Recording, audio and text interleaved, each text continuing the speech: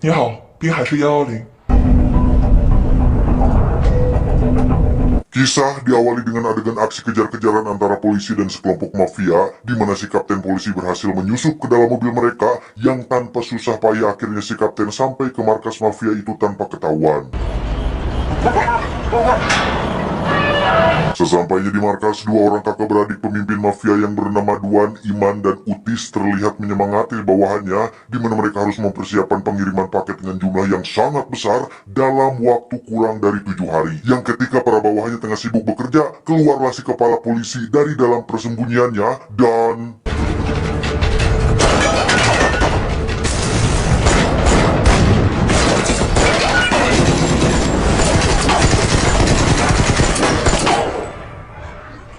Tak berselang lama, anak buah si kepala polisi pun ikut berdatangan sehingga mereka dapat dengan mudah mengalahkan para mafia itu meski harus kehilangan salah satu anggotanya. Namun sayangnya, mereka kehilangan dua saudara yang telah berhasil meloloskan diri.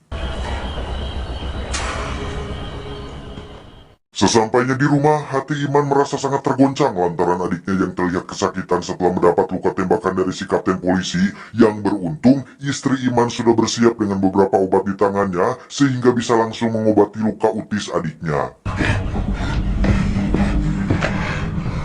Ketika masalah pertama sudah terselesaikan, timbullah masalah lainnya di mana konsumen misterius dari mereka berdua mendadak membatalkan transaksinya lantaran dia mengetahui bahwa polisi sudah mengobrak-abrik bisnis mereka.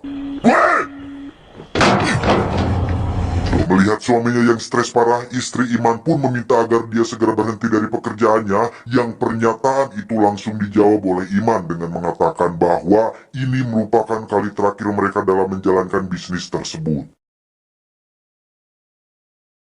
Di tengah kesakitan yang luar biasa dalam, si inspektur yang bernama Asep pun akhirnya diselamatkan oleh sang pacar, di mana dia mencurahkan seluruh isi hatinya pasca ditinggal mati oleh salah satu anak buahnya. Di tempat lain, dua bersaudara terlihat menyerang markas saingannya yang biasa dipanggil Doni, di mana hal itu mereka lakukan karena si Doni telah berani merebut pelanggannya dan...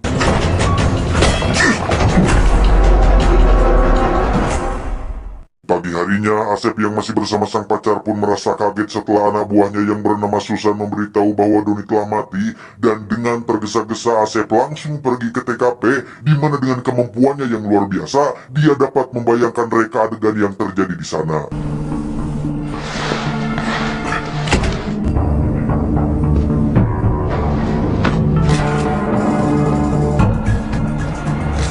Setelah mendapatkan sidik dari pelaku, Santi pun menjelaskan alasan dari pembunuh itu, di mana Doni dibunuh oleh dua bersaudara karena dia telah berkhianat pada mereka demi menjalin bisnis dengan mafia paling berpengaruh yang biasa dikenal dengan sebutan Buaya. 他们两家在争夺一个上线。鳄鱼， Di sana juga muncul sebuah sebutan lain, dia adalah si Belut, di mana si Belut ini merupakan calo dari para produsen yang akan menjadikan barangnya pada si Buaya, yang dengan kata lain, maka si Belut ini merupakan orang satu-satunya yang tahu betul dengan sosok si Buaya. Melihat suami dan adik iparnya yang bahagia lantaran bisnis mereka kembali lancar, istri dan Iman pun kembali dirundung kesedihan karena suaminya tidak akan lepas maupun keluar dari pekerjaan tersebut. Motor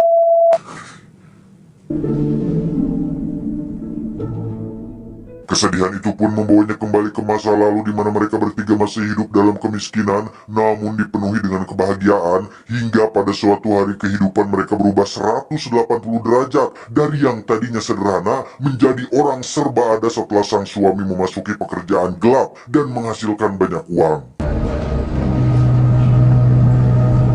Semenjak itu juga kehidupan mereka yang nyaman berubah menjadi cukup suram, di mana sang adik mulai mencoba beberapa barang milik sang kakak dan membuatnya menjadi seorang pecandu, dan di sanalah Iman juga berjanji pada sang istri bahwa ini adalah kali terakhirnya dia menjual barang haram tersebut. Mengetahui bahwa si Belut adalah orang yang sangean, maka Kapten Asep pun menyuruh Susan untuk tampil lebih terbuka demi memancing birahi si Belut, sehingga mereka bisa lebih mudah untuk menangkapnya. Akan tetapi...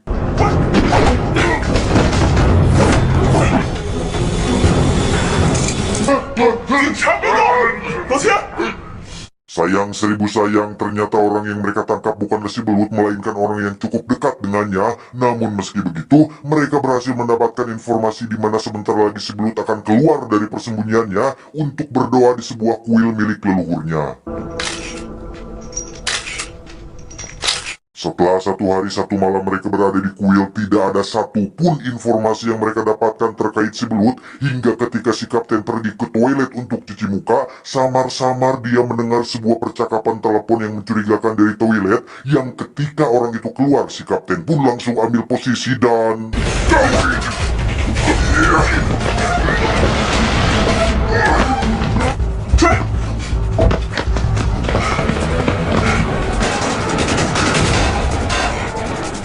Ya, dengan sama-sama kali kiban atau nyeri perut karena terlalu capek berlari, si kapten pun berhasil menangkap si belut dan membawanya ke penjara untuk diinterogasi.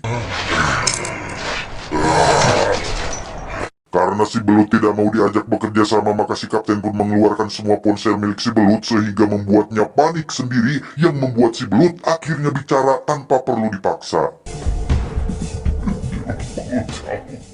Demi menangkap semua sindikat pengedar narkoba, si kapten pun menyamar menjadi sebelut, di mana dia sudah janjian dengan 2 bersaudara untuk menjembatani mereka agar dapat bertemu dengan si buaya.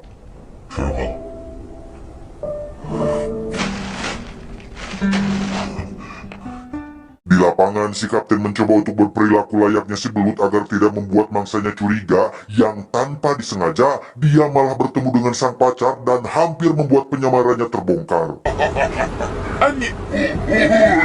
Sebertemunya mereka, Iman terlihat sangat mencurigai si kapten, namun tetap bersikap profesional layaknya seperti seorang penjahat yang pintar, yang hal itu terbukti ketika Iman menyuruh adiknya untuk membawa si kapten pergi ke pinggir jalan, di mana di sana tampak pacar si kapten tengah berdiri tepat di depannya, tapi tiba-tiba...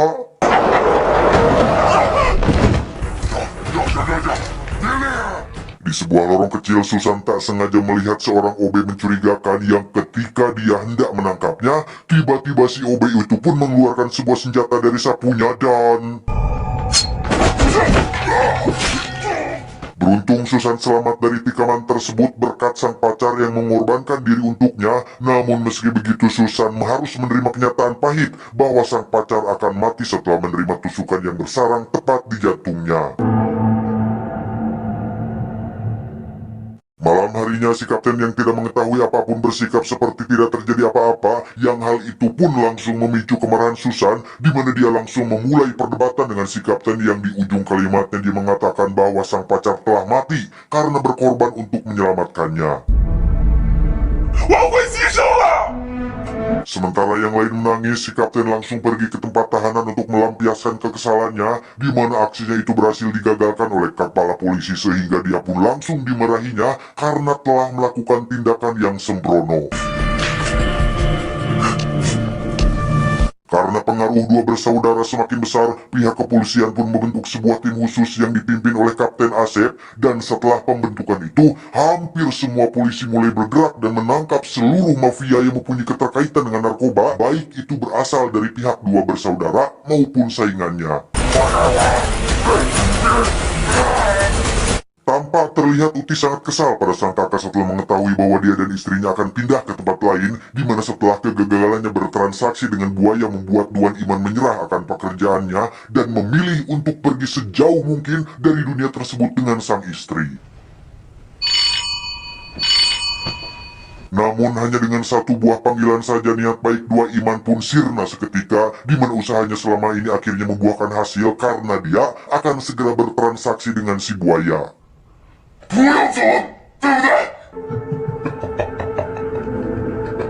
Di suatu hari yang cerah, ketika istri Duan Iman baru pulang dari pasar, dia dihadapkan dengan sekelompok polisi yang diam-diam mengikutinya. Namun karena dia sudah menyadari hal itu, istri Duan Iman pun memilih untuk menyerahkan diri, di mana dengan sukarela dia memberikan sebuah informasi tentang transaksi yang akan dilakukan oleh sang suami.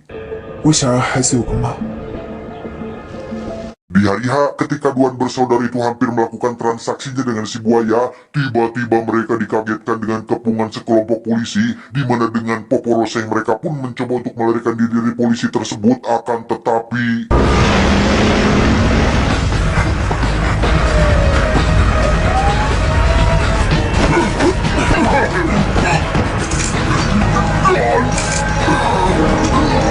si buaya tertangkap, kini tinggallah Duan bersaudara. Mereka pergi ke sebuah bangunan kosong dengan harapan agar bisa lepas dari para polisi. Karena jalan buntu, Duan Iman pun mengajak sang adik untuk melompat ke lantai bawah, yang karena takut ketinggian, Utis pun memilih untuk diam sambil menunggu para polisi sehingga di akhir pelariannya, Duan Iman akhirnya tertangkap di sebuah bangunan bersama Kapten Asep, di mana mereka berkelahi menggunakan tangan kosong demi membalaskan dendamnya masing-masing.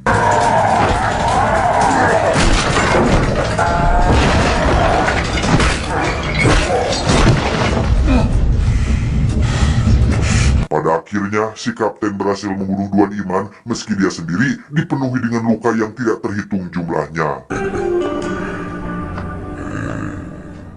Tamat, ending yang cukup membagongkan.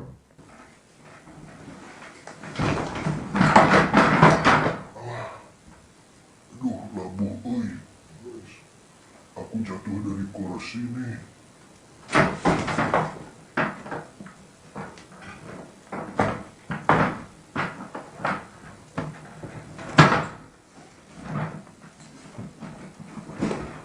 Aduh, aku nyari awak, barusan terbahan dari kursi, tapi aku kajengkang labu, si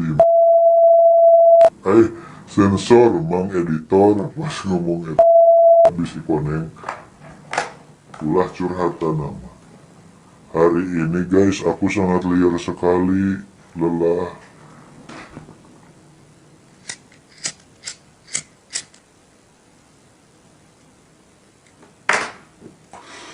Sambil urut itu enak guys.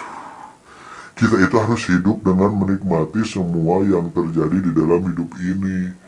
Apapun yang terjadi masalahnya, kita harus menikmatinya.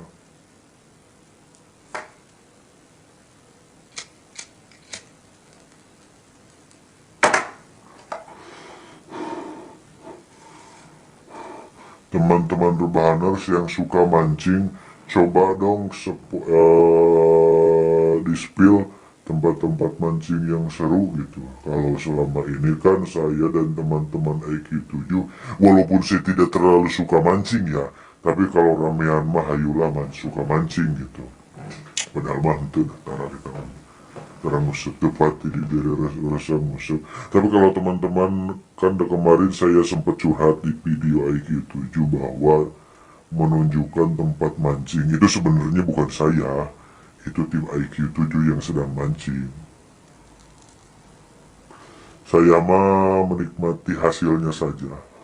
Ikan balanak yang dibakar itu mantap sekali. Tapi sekarang ada salah satu tim saya yang suka ngusap dan akan ngalah kepiting. Kepiting itu bahasa Sunda nanti namanya. Kela, teman-teman, saya lupa. Kepiting itu pokoknya kepiting-kepiting kecil yang diambil dari sungai. Itu tuh enak kalau disangrai guys, sangat mantap, saya suka. Untuk teman-teman sehat-sehat semua, teman-teman yang lagi kerja di kota, sehat-sehat semua. Mungkin tidak bisa menikmati apa yang saya nikmati dan teman-teman nikmati di sini, karena meski kami adalah IQ7, channel terbesar dan terlegend, padahal mah tinggalnya mah di Leweng, gitu. Jadi kami masih bisa menikmati hidup dengan sangat baik lah gitu, karena kami ini bukan tipikal orang yang money oriented gitu, yang berorientasi pada uang. Memang butuh uang gitu untuk kebutuhan biaya dan lebih banyak. Saya mah tidak menikmati uangnya. Saya mah kan punya tanggung jawab, ada banyak yang harus saya kasih makan, bukan 1, 2, 5 ya, lebih saya mah. Jadi beban saya itu berat sebenarnya. Ini jadi curhat ya, pokoknya mah itulah pokoknya itu bukan money oriented. Kalau money oriented, wah saya benar-benar semuli mobil Lamborghini, semuli mobil itu iyo, semuli barang-barang mewah. Faktanya mah adalah naon ngedit game masih make HP guys. Ini mah curhat khusus untuk orang Sunda ya. bagi yang ngerti mah. Tapi kalau ini mah editor kalau misal ke pengangguran mah kasih subtitle we biar pada ngertiannya, kasih subtitle we mun puruk ke purun mah gitu. Yang kana mah batur teh wah uing teh gitu misalkan IQ 7 teh hirup teh mewah bermewah-mewahan royal wah agreng nya merenan lamun kasebut rumah-rumah wae makan harus layak, bisa bikin rumah gitu buat tempat kerja juga. Tapi data sampai kok pamer-pamer di Facebook, WA di Facebook, motoku, wah boga iya boga iya. Henteu guys saya mah atuh apa, dah cicing lagi di kampung.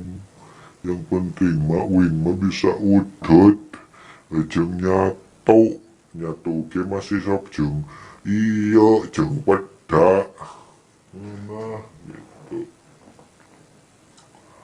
Liburan ge jarang, coba Anda pikirkan teman-teman. Saya dengan effort gede-gedean gitu mengonten dengan penghasilan dan tontonan IQ 7 yang membludak. Alhamdulillah gitu, bukan ini yang membludak lah di antara channel-channel lain mah. Brilian tontonan saya. Entah kenapa alhamdulillah udah rezeki dari Allah Subhanahu wa taala. Tapi kalau kalian berpikir si John setelah banyak uang, setelah sukses dan setelah jaya akan merubah kepribadiannya, tidak, ternyata tergantung orangnya. Tidak ada star syndrome. Mau star syndrome gimana? Da babenguk saya tidak pernah ditunjukkan. Sok gerak pikir sama teman-teman rebahaners militan. Saya mah tidak bisa star syndrome, tidak bisa show off, tidak bisa sombong pamer. Boro-boro pamer banget gitu arapaleun gitu. Jadi hidup saya mah masih biasa-biasa kene. Wajar we meureun ulin ka kota mah, ulin liburan ke pantai kayak gitu, masih biasa. Kehidupan saya masih biasa, masih normal-normal saja. Tidak ada yang aneh-aneh.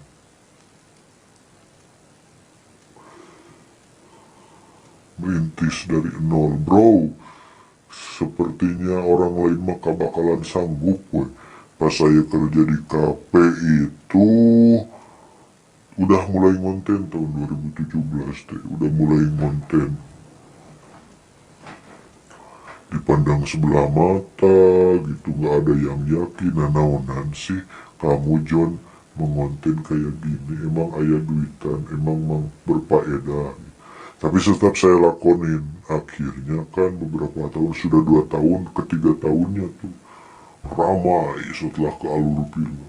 Ada jalan, selalu ada jalan. Makanya untuk teman-teman semua, sing semangat guys. Ulang jeruk wae, sing semangat, sing kreatif, mikir, harus berpikir bagaimana untuk merubah sikap kita yang selanjutnya, bagaimana visi misi kita ke depan gitu, masa depan kita bagaimana, harus dipikirkan. Saya mah gak mau hidup susah, teh capek, gak ada uang teh capek, miskin teh capek. Makanya sekarang harus berjuang, gimana caranya gitu, capek, harus berpikir otak. Kalau memang seorang pria sejati, jangan mau berada di zona nyaman, sok bergerak, berubah. Marsa hidup rek gitu-gitu ae.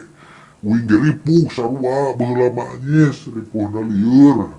Nya orang tua saya bangkrut dan udah we pokoknya mah saya pergi merantau dengan duit ala kadarnya. Duka rek bakal paeh meureun aing teh di jalan, tulung-tulunganeun. Coba teman-teman rebahaners ya, untuk yang bagi teman-teman yang masih mengeluh dan masih dalam keadaan terpuruk, gak sendiri, kalian semua gak sendiri. Saya juga gak sendiri, ada teman, saya siap menjadi teman Anda, pendamping Anda, penyemangat Anda, saya siap.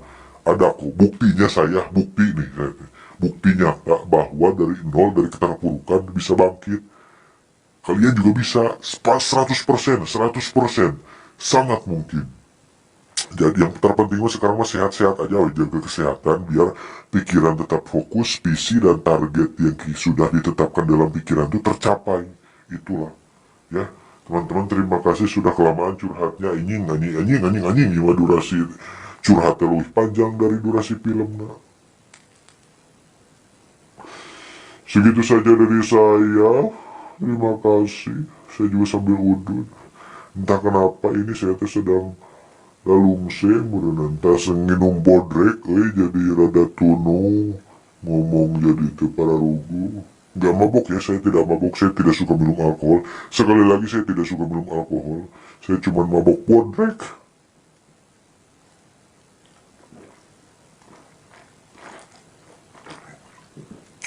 Tuh, minuman di Indomilk, baik itu nyebutkan merek.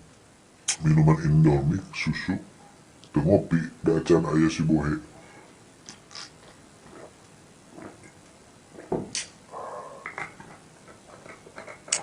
Saya punya kebiasaan buruk, saya sudah menjadi seorang perokok berat karena tuntutan pekerjaan yang kalau lagi bikin narasi nih, bikin ngetik kan harus nulis dulu kalau film tuh. Kalau nggak ditemenin rokok tuh bete gitu, jadi kerokok lagi, sehari bisa sampai gak banyak, tapi sebenarnya nggak banyak sih faktanya, cuma 2 bungkus setengah, itu juga kadang 1 bungkus kalau lagi gak purun mah. Biak nama angarku baru dah. Tapi untuk yang jelek-jeleknya mah jangan ditiru ya, kayak merokok gitu, kayak ini mah cukup yang baik-baiknya aja yang ditiru. Terima kasih lah.